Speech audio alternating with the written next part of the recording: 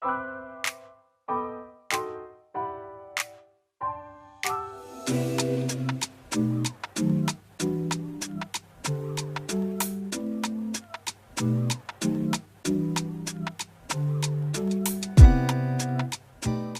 Health Nuts, welcome back to my channel. My name is Nicole and I am so pumped about today's video. I am finally sharing 5 of my favorite meals that I've just never shared on the YouTube world. For some reason, I make them all the time in my real life for Matt and I and my family, and they're so good, and there's really no reason why you guys shouldn't be trying them too. So I'm so excited. We got 5 never seen before meals that actually one of them has been featured in a newsletter like last year. So if you're part of the newsletter fam, you got it. You can sign up down below because sometimes you get sneak peeks or recipes that I don't show until a year later. So I'm so excited. You guys are gonna love them. And before we hop right in, don't forget to subscribe. It's free.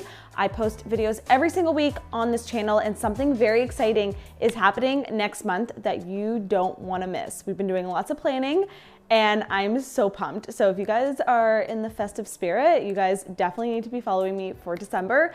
And without further ado, let's get into the recipes.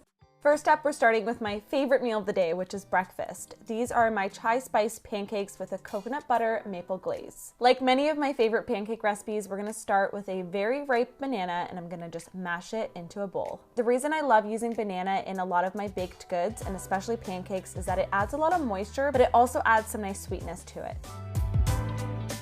Crack in a couple of eggs. Add in a dairy-free milk of choice. I'm actually using an unsweetened oat creamer and vanilla extract. Give it a good whisk until all the wet ingredients are well combined. Next, we're gonna sift in our dry ingredients because you guys know me, I love to do everything in one bowl if I can. So I'm gonna add in my oat flour. To help our pancakes get nice and fluffy, we have some baking powder. And to give it that chai spice flavor, we're gonna add in some cinnamon, cardamom, ground ginger, nutmeg, and allspice. Oh, and of course, just a little pinch of sea salt. And then just shake everything up until all your ingredients are sifted through into the bowl. You can do this in 2 different bowls and then just combine the 2. It's really up to you and how many dishes you wanna clean up afterwards. Give it a quick whisk just to combine. You don't want to overmix your batter. It's okay if there's some lumps. That's going to help your pancakes get nice and fluffy. Heat up a large nonstick pan with some ghee. You can also use some butter or coconut oil.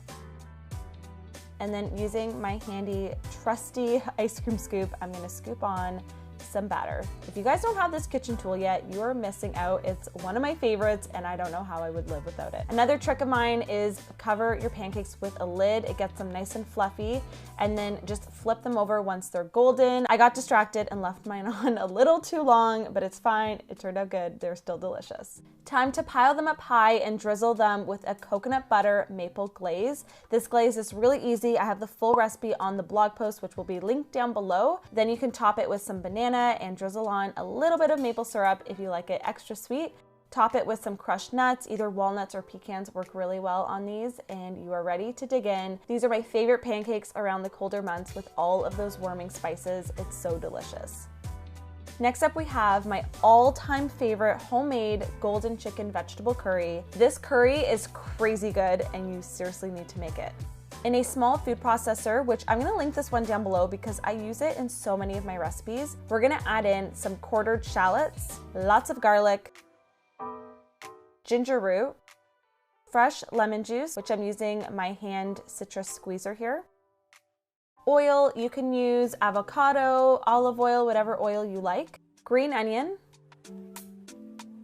For spices, I have turmeric powder, curry powder, ground coriander, and cumin seeds. It's all about the spices when it comes to a good curry sauce. To balance out the heat and spices, we're gonna add in a little bit of coconut sugar, and then finishing it up with some sea salt and black pepper.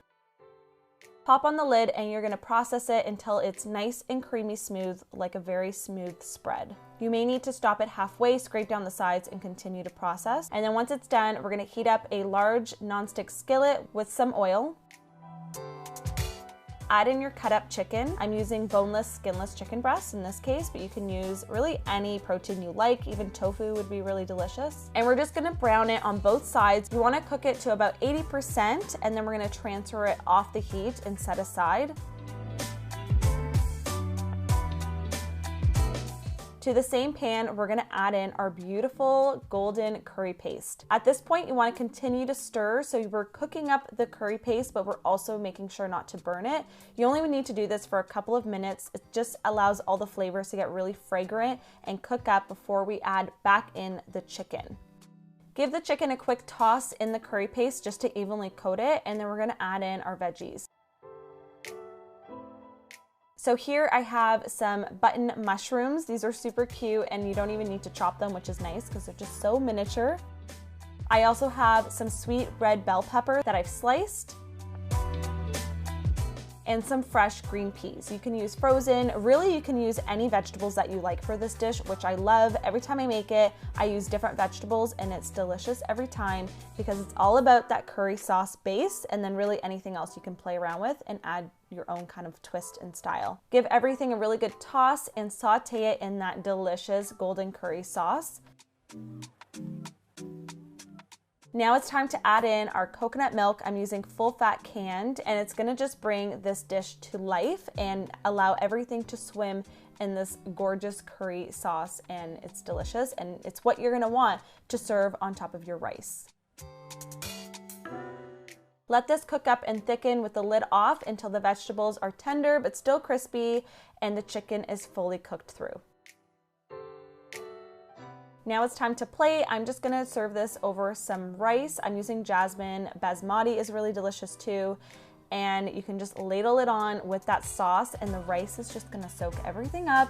It's so good. You can totally serve this too with some naan bread on the side. And it is just the most delicious weeknight dinner meal. And Matt and I have been making this on repeat. It's one of our favorites. You can garnish it with some fresh cilantro and a squeeze of lime, and you're ready to serve. All right, we're shaking things up. We're making my shake and bake buffalo cauliflower wings. In a large bowl, we're gonna crack in a couple of eggs. Add in a little bit of some dairy-free milk and give it a good whisk. This is a simple egg wash that we're just gonna toss our cauliflower florets in just to help all the seasoning stick. So I quickly realized that my bowl was not big enough. I know, rookie mistake. So we just transferred it into a larger bowl so I could properly toss it and get everything well coated. There we go, this one's much better. Once everything is well coated, we're gonna get our seasoning together. For our crispy coating, I have some rice breadcrumbs here. I will link my favorite in the blog post for you guys to check out. For seasoning, I have onion and garlic powder, paprika, sea salt, and black pepper.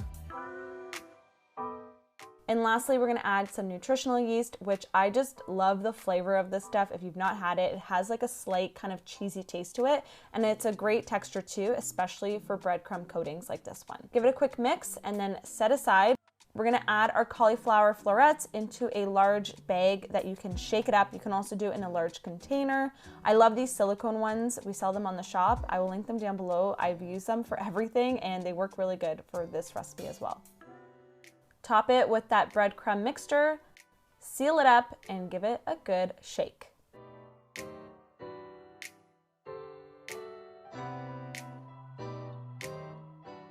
Once everything is well shooken up, this is what it's gonna look like. You can just transfer it onto a baking tray lined with some silicone or parchment paper. And I'm just gonna kind of arrange all of the pieces so that nothing is touching each other. They'll get crispier this way. And we're gonna pop it into a preheated oven to bake and get really crispy. So I have some Frank's Red Hot sauce here. I'm gonna add some avocado oil and a little bit of honey. The honey really balances out the heat in this sauce. They are still gonna be spicy, so if you don't like spice at all, you may not wanna put the sauce on them. You may just wanna have them kind of naked as is, but it's delicious, and just have like a nice cooling dip on the side, which I'm gonna show you guys my favorite in just a sec. Once the cauliflower bites are done baking up, transfer them back into a large bowl, pour over that buffalo sauce, and give them a nice toss. I just like to go in with my hands. I feel like it doesn't damage the cauliflower bites and it just gets them well mixed. You can use tongs if you want, but clean hands are the best kitchen tool. Transfer back onto your baking sheet lined with parchment paper or a silicone liner like I have, and then we're gonna bake it for another few minutes to really get them extra crispy with that sauce. It's gonna bake right in and they're just gonna be delicious, and you won't even be able to tell that they're just cauliflower dressed up. Now you're ready to serve. These are perfect for game night or just a party, or if you just wanna have like a party for two, that's fine too. You can serve these with your favorite dip. My favorite for these is my avocado ranch sauce, which is in the Health Nut Cookbook. It's really cooling while still adding like all that ranch kind of flavoring, and it just goes really well with these wings.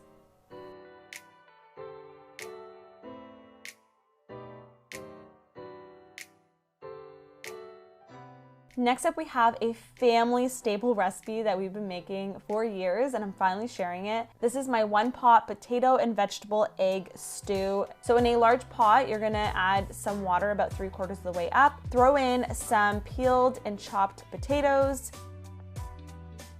carrots, onion that I've just peeled and quartered,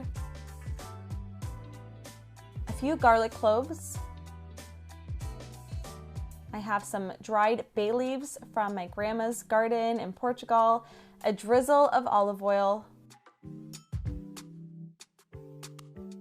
and a pinch of sea salt, which I forgot to show, but you're just gonna give it a good mix and let it boil up until everything is cooked and soft. While that's cooking, we're gonna make our vinaigrette. In a bowl, I'm adding in some Dijon mustard, olive oil, red wine vinegar,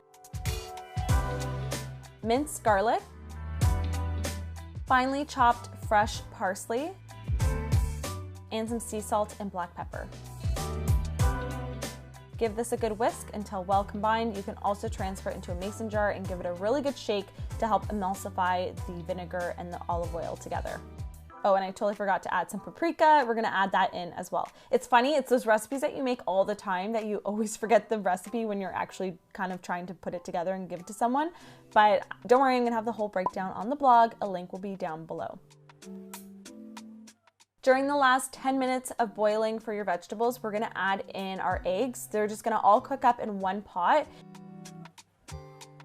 And then we're also gonna add in some rapini that I've just destemmed. This is kind of a bitter green. I love the flavor, but you could also use something like kale or spinach if you don't want that bitterness, but this is so good. And the vinaigrette that we put on top really helps balance out the flavors. Give it a good mix and then just let it cook for another few minutes until the eggs are cooked and all the vegetables are tender. Ladle out the eggs so you can set them aside to peel them, and then we're just gonna drain all the vegetables out. You can save that liquid, use it for a nice soup or something. I'm gonna serve it on a nice big plate.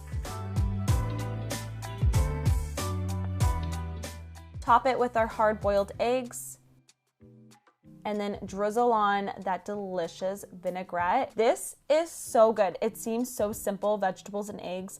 I'm telling you, it's a family favorite of mine, and I'm giving you guys the recipe, and this is just like the easiest thing to whip up.